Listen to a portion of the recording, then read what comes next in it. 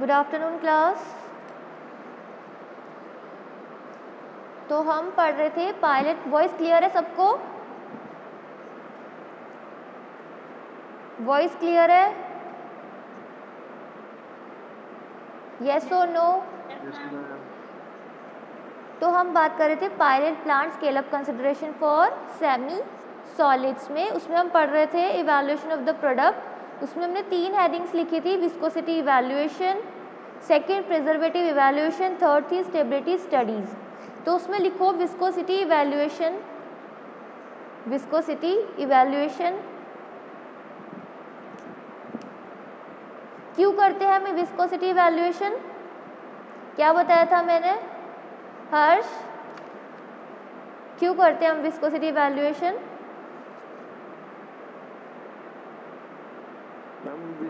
हमारा जो मटेरियल है कितना विस्कस है इसको, यानी कि कितना विस्कस है क्यों देखते हैं, यानी कि वो पेनिट्रेट कर पाएगी या नहीं कर पाएगी स्किन में, ये चीज़ चेक करने के लिए कि वो आपकी स्किन में पेनिट्रेट हो पाएगी, परमेबल है या नहीं है, कितना विस्कस है कितना नहीं है। तो आपके लिए इसमें लिखो, फर्स्ट हेडिंग लिखो विस्कोसिटी इवैल्यूएशन। विस्कोसिटी इवैल्यूएशन इसमें लिखो purpose to control, purpose to control viscosity, purpose to control viscosity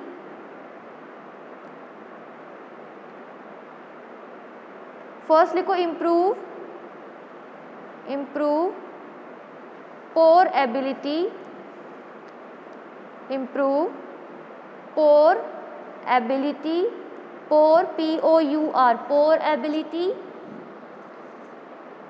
second improve acceptability, improve acceptability. Third improve palatability, improve palatability.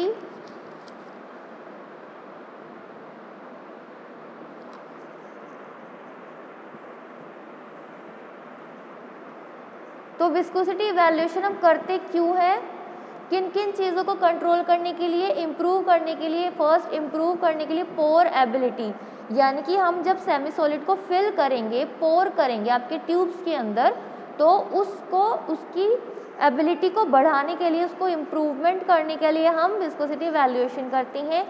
Second हम करते हैं ताकि आपकी एक्सेप्टेबिलिटी इम्प्रूव हो।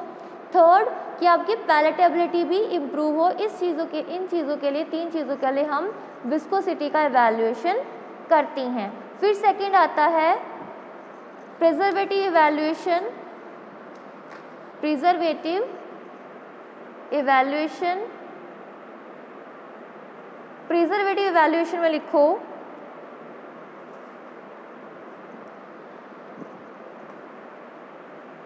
फर्स्ट, पहले विस्कोसिटी इवैल्यूएशन में लिखो कि कौन कौन से इक्विपमेंट्स हम यूज़ करते हैं विस्कोसिटी इवैल्यूएशन करने के लिए।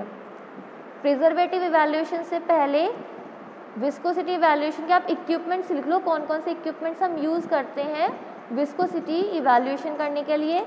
तो फर्स्ट है इक्विपमेंट कैपिलरी और ट्यूब विस्कोमीटर,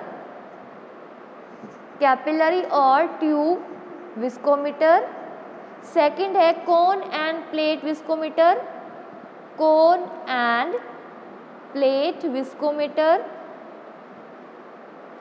थर्ड है Ostwald viscometer, Ostwald viscometer, OSTWALD, Ostwald viscometer. Next है falling sphere, falling FALLING, falling sphere viscometer.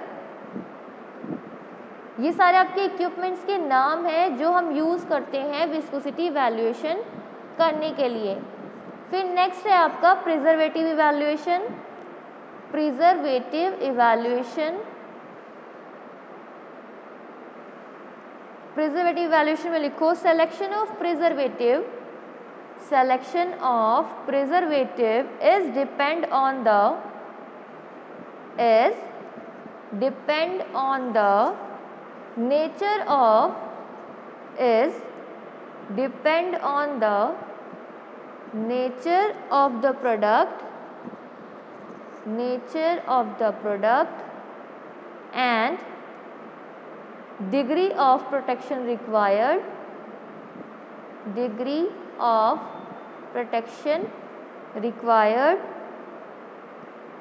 Next point, colony count test. Colony, COLONY, colony count test generally used for preservative evaluation.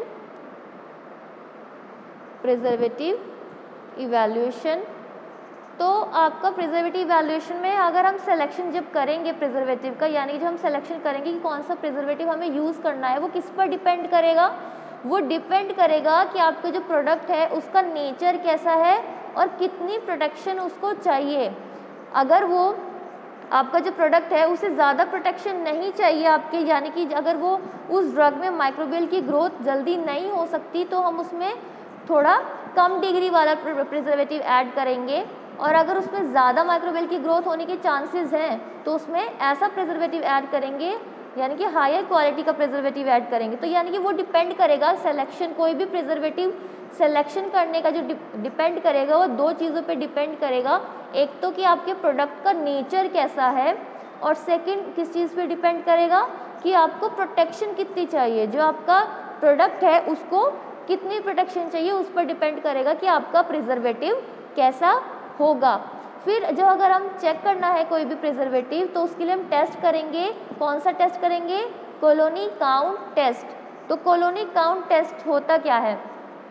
Colony count test हम कैसे करते हैं, आपने किया भी होगा पहले क्या करते हैं, हम माइक्रोबियल की ग्रोथ करवाते हैं, अपनी मीडियाज बनाती हैं, उनमें ग्रोथ करवाती हैं। तो जब ग्रोथ होती है आपकी माइक्रोबियल ग्रोथ होती है, तो वो क्या करते हैं, कॉलोनी में फॉर्म हो जाते हैं, यानी कि एक कहीं पे कॉलोनी फॉर्म में अपने ग्रोथ करने लगते हैं। फिर उसके बाद हम उसमें क्या ऐड करेंगे, प्रिजर्वेटिव ऐड करेंगे। तब हम उसमें चेक करेंगे कि उस प्रिजर्वेटिव ने कितना प्रिजर्व किया है, जो माइक्रोबियल की ग्रोथ है उनको कितना इनहिबिट किया है या कितना किल किया है। तो ये सब हम इसलिए जो टेस्ट करते हैं वो कौन सा टेस्ट करते हैं, कॉलोनी काउंट टेस्ट करते हैं। नेक्स्ट आपका आता है स्टेबिलिटी स्टडीज़। स्टेबिलिटी स्टडीज़ में फर्स्ट लिखो, हेडिंग डालो स्टेबिलिटी स्टडीज़। स्टेबिलिटी स्टडीज़, इसमें फर्स्ट आएगा हेडिंग फिजिकल। फर्स्ट हेडिंग इसमें फिजिकल। फिजिकल में लिखो physical instability. Physical instability, INSTABILITY, instability of semi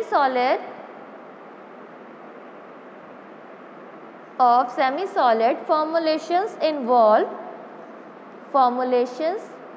involves physical instability of semi solid formulations involves formation of precipitates. First, formation of precipitates.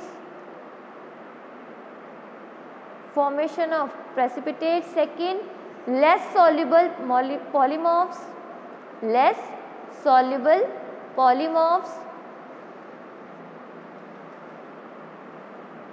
Next, adsorption of the drug substances onto container surfaces. Next, changes in product appearance. Changes in product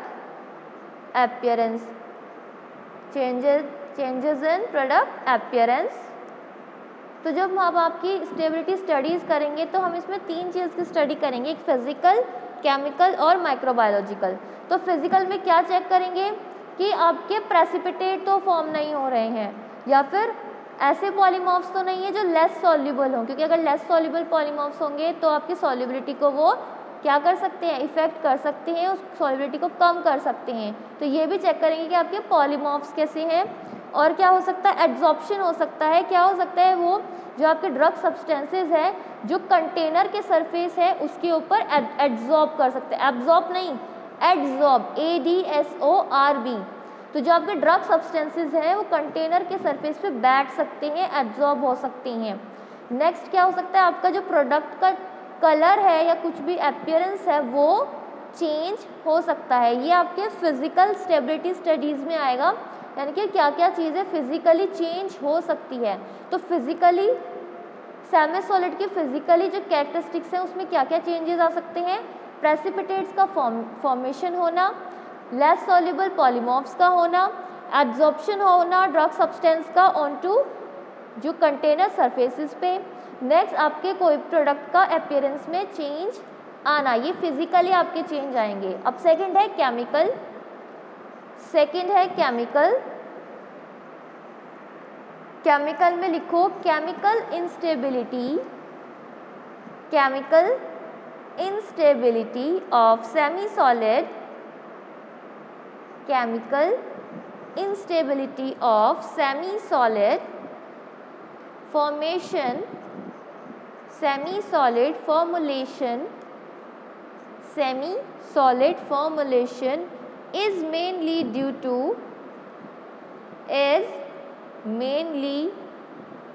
to chemical instability of semi solid formulation is mainly due to first interaction between additives, interaction between additives, second oxidation of product, oxidation of product, third due to interaction with containers, due to interaction with containers। तो chemical stability कैसे हो सकती है, यानी कि आपकी जो chemical stability है वो कैसे खो सकती है। फर्स्ट, अगर एडिटिव्स एक दूसरे में इंटरैक्ट हो जाते हैं तो भी आपकी केमिकल प्रॉपर्टीज़ डिग्रेड हो सकती हैं। अगर आपके 2-3 एडिटिव्स डले हैं और दोनों एक दूसरे से रिएक्ट कर गए, दोनों एक दूसरे से क्या है साथ में नहीं जुड़ पा रहे हैं और फिर क्या हुआ कि दोनों एक दूसरे से रिएक्ट कर गए, इंटरैक्ट कर गए, तो इंटरेक्शन से क्या हुआ कि जो केमिकल स्टेबिलिटी है वो डिग्रेड होने लगी। तो उससे क्या होगा, केमिकल स्टेबिलिटी डिग्रेड होगी तो आपका जो डोजेस फॉर्म बनेगा या जो सेमी सॉलिड आपकी प्रिपरेशन बनेगी वो भी स्टेबल फॉर्म में नहीं होगी। तो केमिकल स्टेबिलिटी कैसे जा सकती है, एक तो अगर इंटरैक्ट कर गए आपके 2 एडिटिव्स और अगर प्रोडक्ट ऑक्सीडाइज्ड हो जाता है, अगर ऑक्सीडाइज्ड हुआ तो क्या हो सकता है कि तब भी आपकी जो केमिकल स्टेबिलिटी है वो डिग्रेड कर सकती है।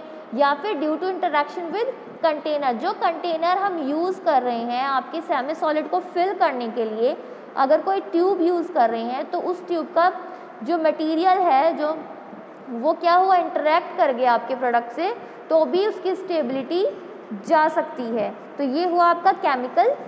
फिर थर्ड आता है microbiological.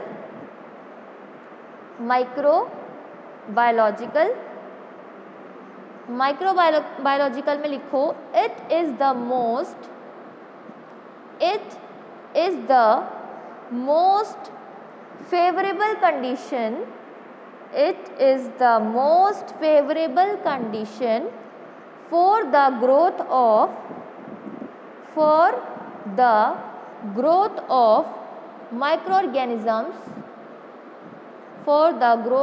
microorganisms, next point, studies must conducted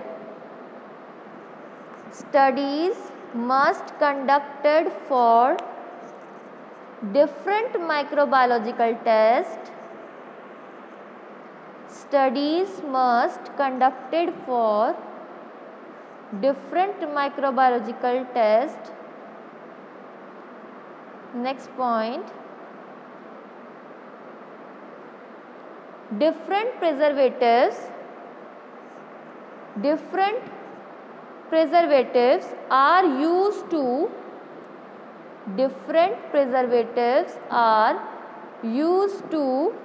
make product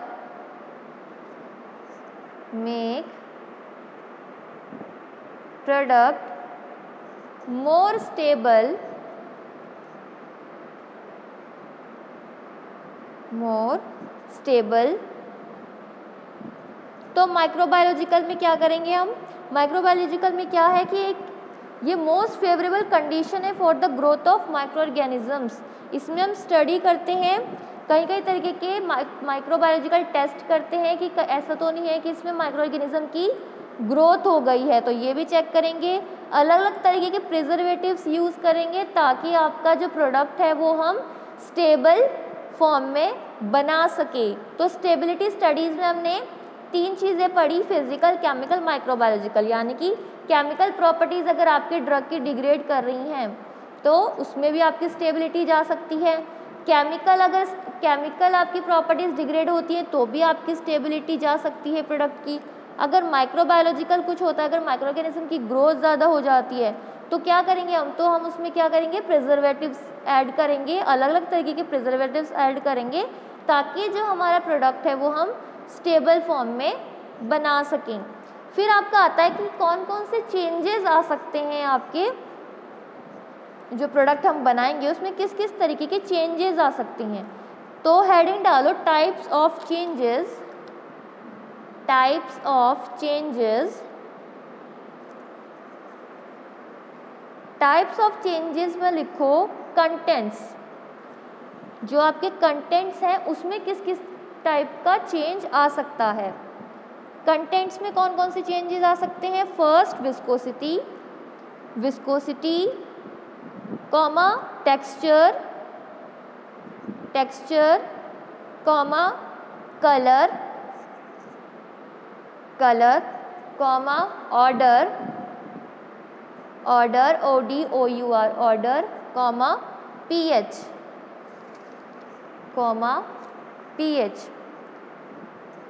यानी कि जो हम फिल करेंगे आपके कंटेनर के अंदर, फिल करेंगे जो कंटेंट्स होंगे उसके अंदर, सेमी सॉलिड जो होगा उसमें किस किस तरह के चेंजेस आ सकते हैं।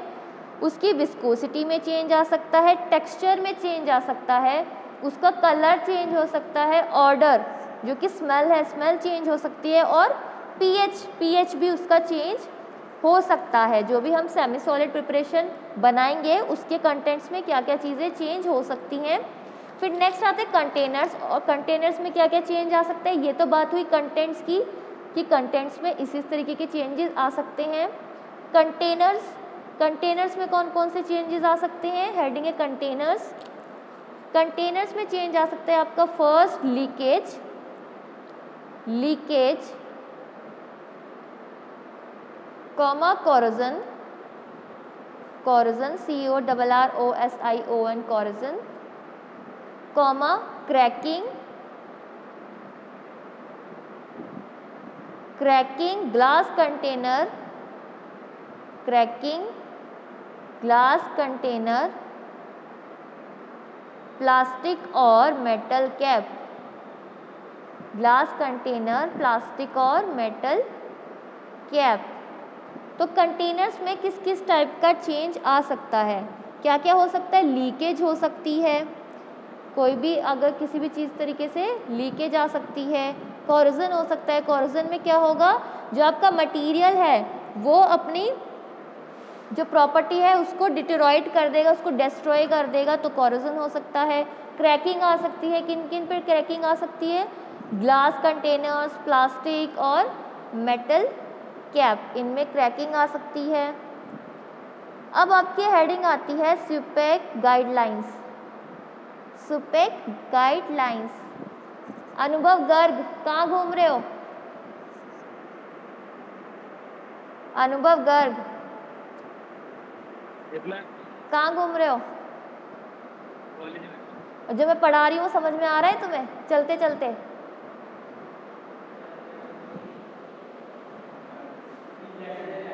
ठीक है, जाओ।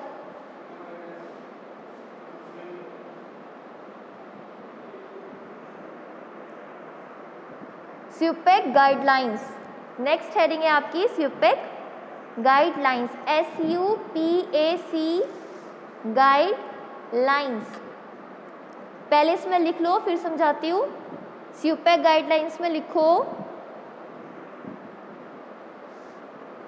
पहले इसका इंट्रोडक्शन लिख लो। Introduction, in the process of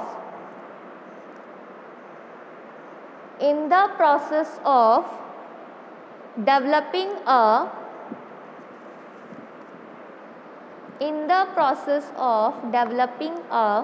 new drug products,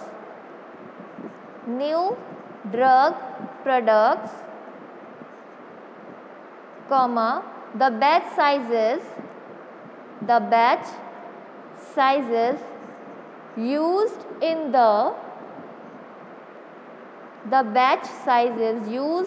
the earliest human studies are small.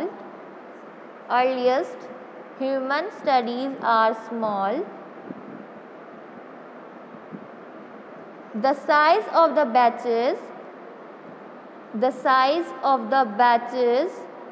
is gradually increased.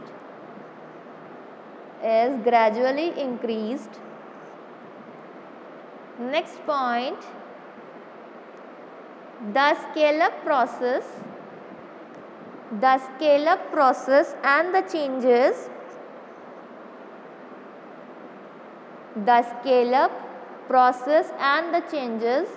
made after approval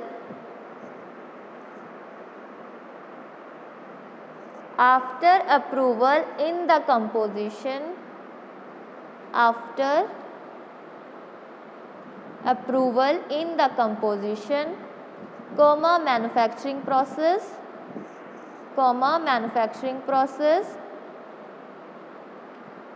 manufacturing equipments,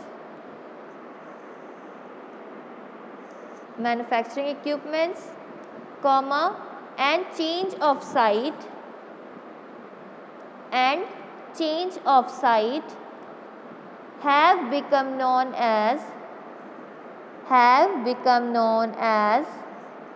scale-up and post-approval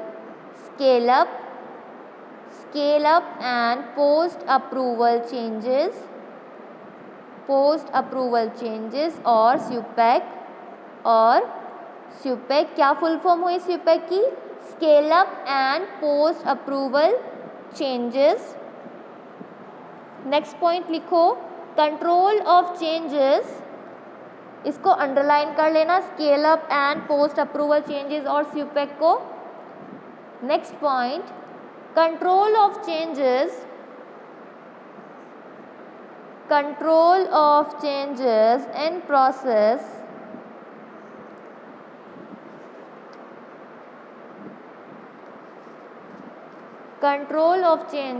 in process comma method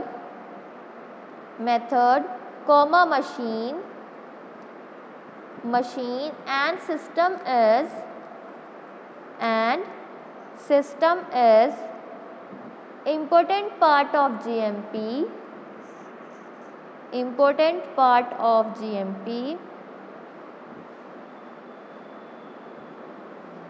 Next point, sometimes we need to change the information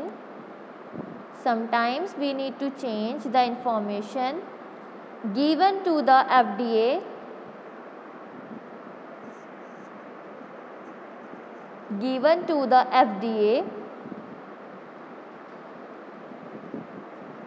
FDA क्या है? Food and drug administration. FDA in approved application। Next point, these changes done after the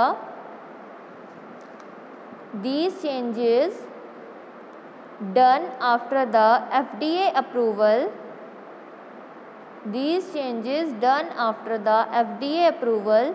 is called post approval changes। को भी underline करो, post approval changes. तो SUPEC guidelines होता क्या है? SUPEC की फुल फॉर्म है scale up and post approval changes. तो इसमें होता क्या है, अगर हमें कभी क्या करना है, कोई भी न्यू ड्रग प्रोडक्ट बनाना है तो उसकी प्रोसेसिंग के लिए अगर हमारा जो बैच साइज़ है वो स्मॉल है, अगर हम ह्यूमन स्टडी कर रहे हैं उस ड्रग की, तो जो उसका बैच साइज़ है बहुत ज़्यादा स्मॉल है, तो ग्रेजुअली मतलब धीरे धीरे हम क्या करेंगे, उसके साइज़ को इंक्रीज़ करेंगे, उसके साइज़ को इंक्रीज़ करेंगे, स्केल अप करेंगे।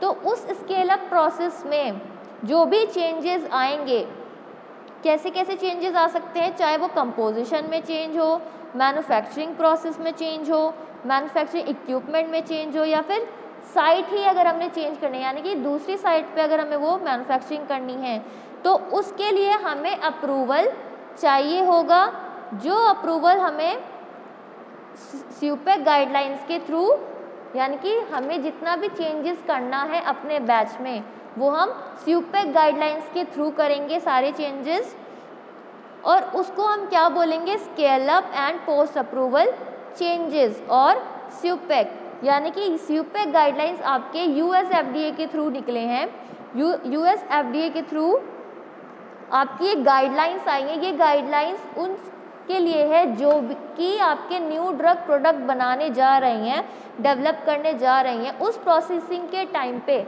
अगर आपका बैच साइज़ बहुत छोटा है, ह्यूमन स्टडी करने के लिए, क्लिनिकल स्टडी करने के लिए आपका जो बैच साइज़ है वो बहुत छोटा है, तो उसके लिए हमारे जो साइज़ को बढ़ाना पड़ेगा, और साइज़ को अगर बढ़ाना पड़ेगा तो उसके अंदर भी क्या होंगे, अगर आपके मैन्युफैक्चरिंग प्रोसेस में कोई हमें चेंजेस करने हैं, तो चेंजेस भी हमें क्या करना पड़ेगा, उसके लिए हमें अप्रूवल लेना पड़ेगा एफडीए से। एफडीए से अप्रूवल लेंगे तो जो चेंजेस आते हैं उन चेंजेस को हम बोलते हैं scale up and post approval changes, यानी कि अप्रूवल के बाद हमने वो चेंजेस किए हैं, पहले नहीं किए हैं, इसलिए इसमें है पोस्ट अप्रूवल चेंजेस, या फिर इसको हम क्या बोल सकते हैं, स्यूपेक बोल सकते हैं। तो जो आपका ये कंट्रोल हो रहा है चेंज होने का, जितने भी प्रोसेस में, मेथड में, मशीन में कोई भी चेंजेस होंगे, ये एक इम्पोर्टेंट पार्ट है जीएमपी का। जीएमपी का बहुत ज़्यादा इम्पोर्टेंट पार्ट है, क्योंकि अगर आप कोई भी चेंज करते हो, चाहे वो मैन्युफैक्चरिंग से रिलेटेड हो, चाहे वो मशीन से रिलेटेड हो, किसी भी चीज़ से रिलेटेड कोई चेंज कर रहे हो, आप बिना अप्रूवल के नहीं कर सकते, पहले आपको उसके लिए अप्रूवल लेना पड़ेगा। कभी कभी क्या होता है, हमें कोई चीज़ चेंज करनी पड़ जाती है, चाहे वो मैन्युफैक्चरिंग से रिलेटेड हो, कोई भी चीज़ हमें चेंजेस करनी पड़ सकती है, तो हम क्या करेंगे, एफडीए को एक अप्रूव्ड एप्लीकेशन देंगे, एक एप्लीकेशन देंगे जिसमें हम सारी चीज़ें अपनी इंफॉर्मेटिव एप्लीकेशन देंगे, जिसमें हर चीज़ हम लिखेंगे कि हमें कौन से मेथड में या फिर हमें कौन से चेंजेस करने हैं। फिर वो एप्लीकेशन एफडीए के पास जाएगी, फिर अगर एफडीए पास कर देती है कि हाँ आप ये चेंजेस कर सकते हो, लास्ट में लाइन लिखी है ना, these changes done after the FDA approval. जब एफडीए उस चेंज को अप्रूव्ड कर देते हैं तो हम उस चेंज को क्या बोलते हैं, पोस्ट अप्रूवल चेंजेस। और ये किस गाइडलाइंस के थ्रू होंगे, स्यूपेक गाइडलाइंस के थ्रू ये चेंजेस आपके होंगे। फिर आपका आता है next heading, purpose of the guidance. समझ में आया स्यूपेक गाइडलाइंस, समझ में आया क्या होता है स्यूपेक गाइडलाइंस? रेस्पॉन्स तो कर सकते हो, समझ में आया या नहीं आया? Yes ma'am. लिखो next heading, purpose of the guidance, purpose of the guidance या फिर guidelines, purpose of the guidance. इसमें लिखो, this guidance provides, this guidance provides recommendations to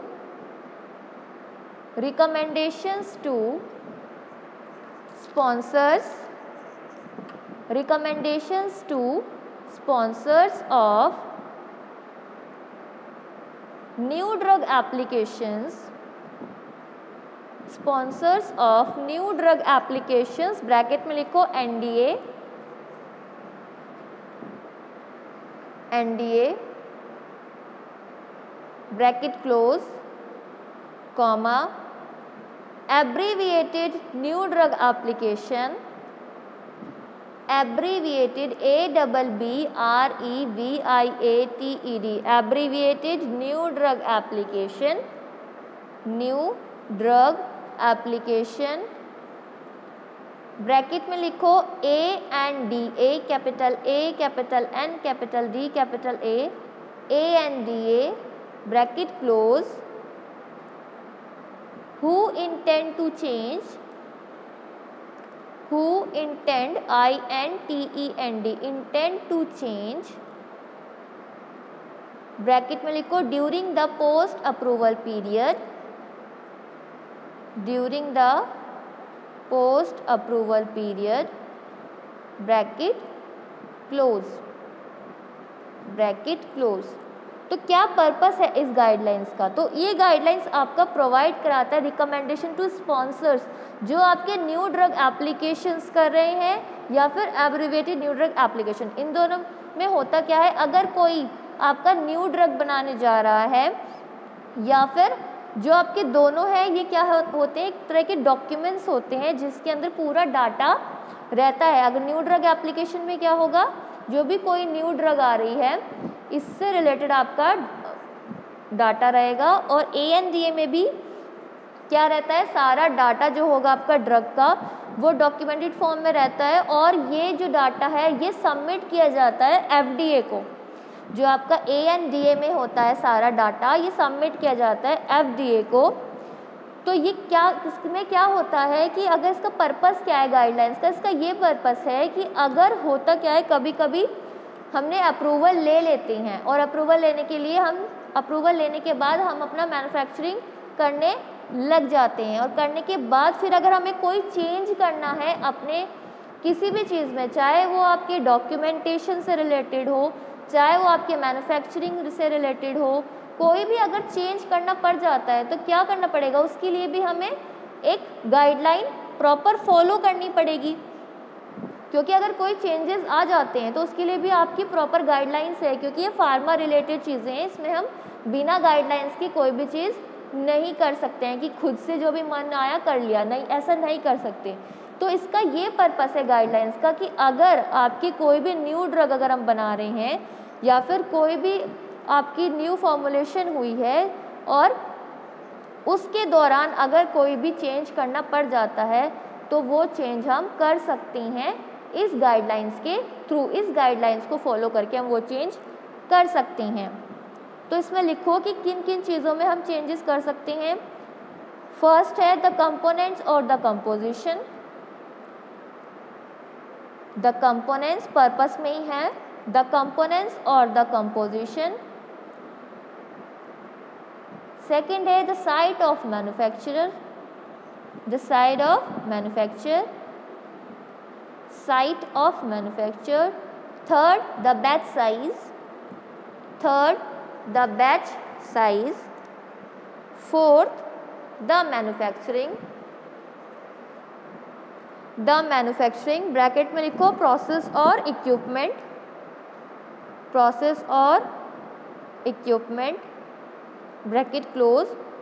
तो किन किन चीज़ों में चेंजेस हो सकते हैं आपके, अगर कंपोनेंट्स में से रिलेटेड हमें कोई चेंज करना है तो कर सकते हैं।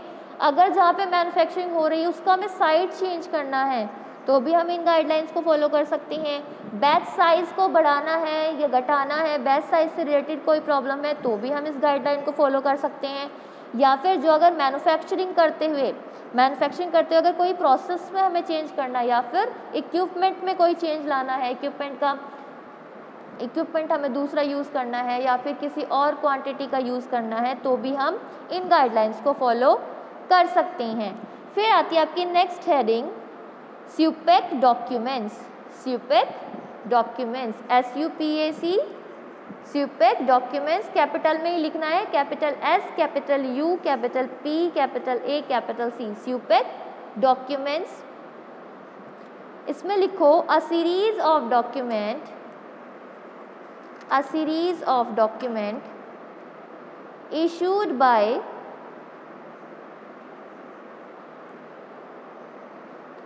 a series of document issued by US FDA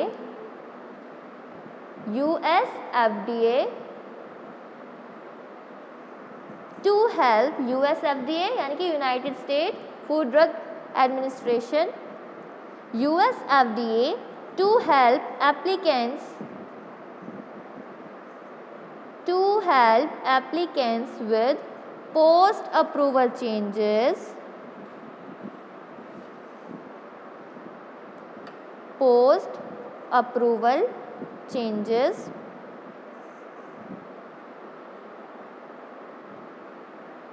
Next, currently finalized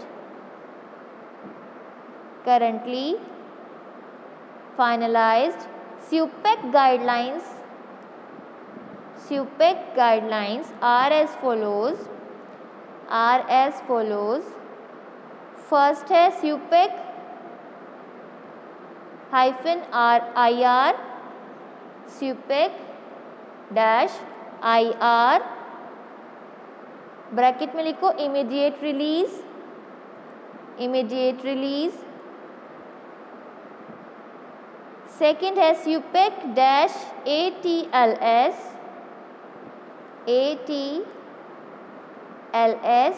bracket में लिखो एनालिटिकल टेस्टिंग लेबोरेटरीज,